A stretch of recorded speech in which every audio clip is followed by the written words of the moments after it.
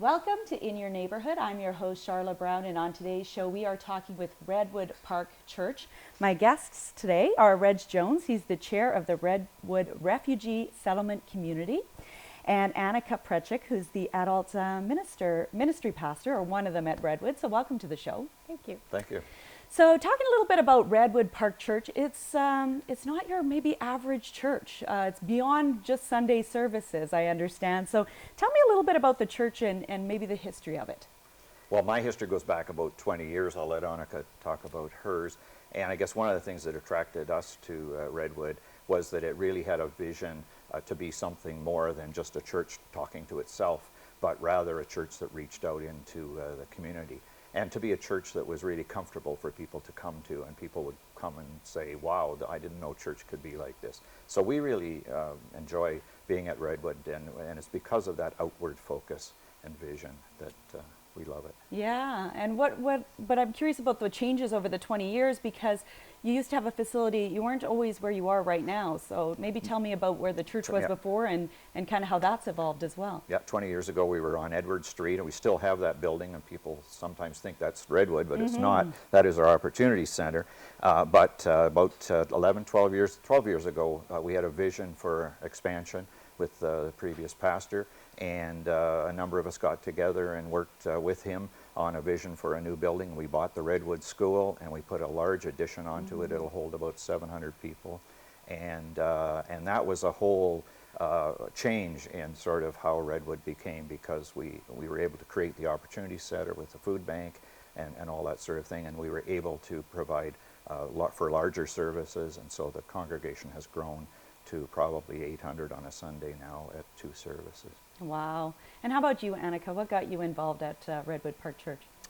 Well, I guess the long story short, I was working in the high schools in Thunder Bay, overseeing some of the groups there, and the youth pastor at the time at Redwood was, we connected. I was connecting with a lot of the youth workers in the city, and we just really shared a similar philosophy of working with youth, and so we started working together quite a bit, and then I ended up getting offered a job at Redwood in 2005. So I guess I've been there working on and off since then.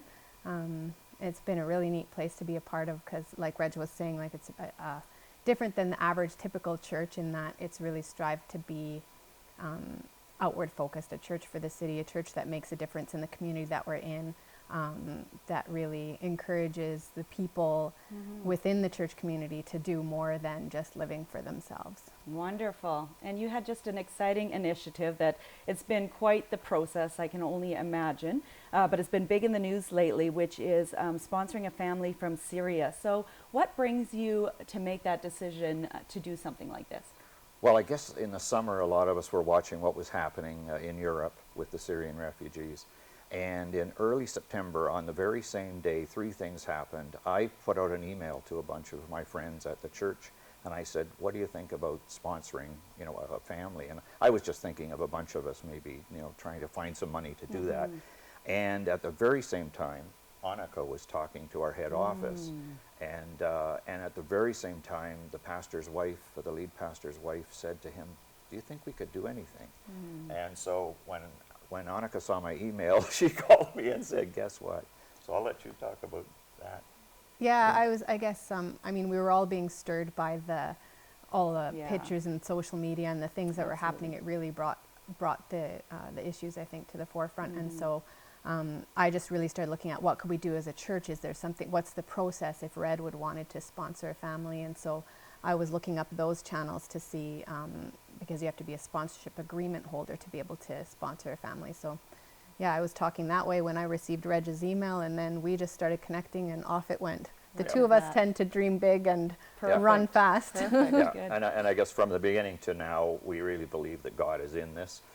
This is God's plan, and we're just being his agents in this. Absolutely. So I can't imagine what that process is like. So first of all, how did you find this family? And then tell me a little bit about how long this journey's been and what it's all entailed.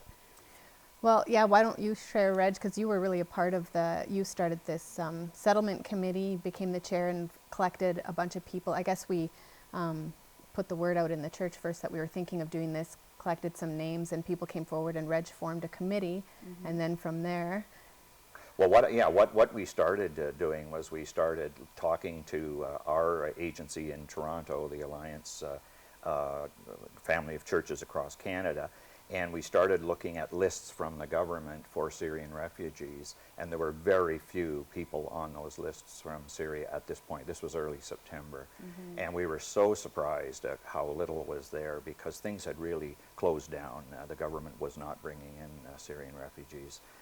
And so we started asking around. I phoned the Multicultural Association and the Doors Refugee Center, and I said, do you know, are there any Syrians in Thunder Bay? Do we have any connections in Thunder Bay? Right. And a few days later, I got a call saying that Mahmoud Hatoum and Tigreed, his wife, who own the Kebab Village, that they actually had Syrian relatives. Oh, and wow. so that's how that contact started, and we finally met. And our committee looked at the family, and we said, I think this is where we should go. So it was a private sponsorship, no government involvement, like in terms of support. So we have to cover it 100%.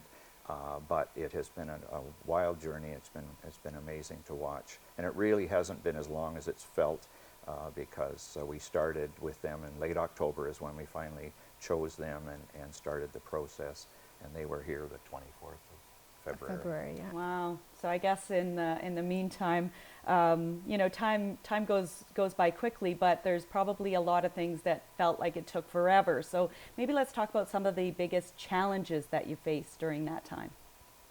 I think the biggest challenge was getting the forms right. I think there was by the time we were done, there was probably close to 200 pages of forms that have to be filled in. Anyone who says it's easy to immigrate is crazy. The detail that they wanted, they had to go through all these security checks. They had to provide a lot of the information so that we could do that. The waiting is the killer. A week feels like a month, Yes. and for them as well as for us. So I think the government did us an amazing job, and I think they have moved as quickly as they could. But the waiting is the hardest part for all of us. Absolutely. Well, we're going to take a quick break, but we're going to be right back with Annika and Reg and talk more about Redwood Park Church.